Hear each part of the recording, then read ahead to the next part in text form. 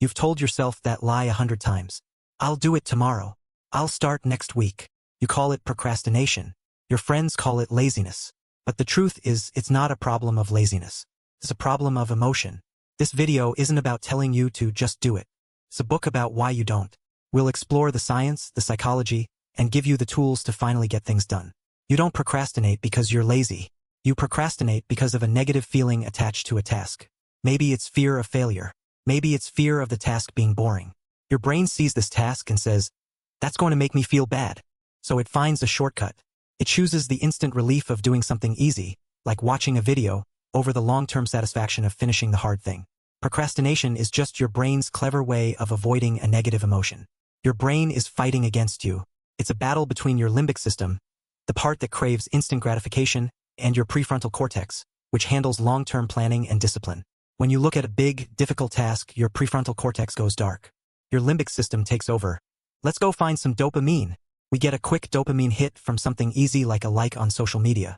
The problem is, your brain gets addicted to those quick hits, and it stops chasing the bigger, more difficult rewards. How do you break the cycle? You don't have to finish the whole task. You only have to start it. The 5-minute rule is the most powerful tool you have. Tell yourself you'll work on the task for just 5 minutes. Your brain will usually agree, because 5 minutes isn't scary. Most of the time, once you start, you'll find it was never as bad as you thought and you'll keep going. Also, practice chunking. Break your big task into tiny, manageable steps. Your brain can't get overwhelmed by a single tiny step. This is the final lie we tell ourselves, that we can overcome procrastination with willpower alone. But willpower is a limited resource. It's like a muscle that gets tired. When you rely on it, you're destined to fail. The solution isn't to build a stronger will. The solution is to build a better system. Harness the friction. The key is to make bad habits difficult and good habits easy. Every bad habit has a point of friction, the moment of resistance. For your phone, it's reaching for it. For your TV, it's finding the remote. Make these points of friction so difficult that your lazy brain gives up. Put your phone in another room.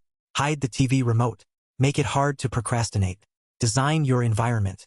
Now, do the opposite for your good habits. Design your environment so that the path of least resistance is the path of progress. If you want to read, leave the book open on your pillow. If you want to work, keep your desk completely clean. Make the start so effortless that you don't even have to think about it.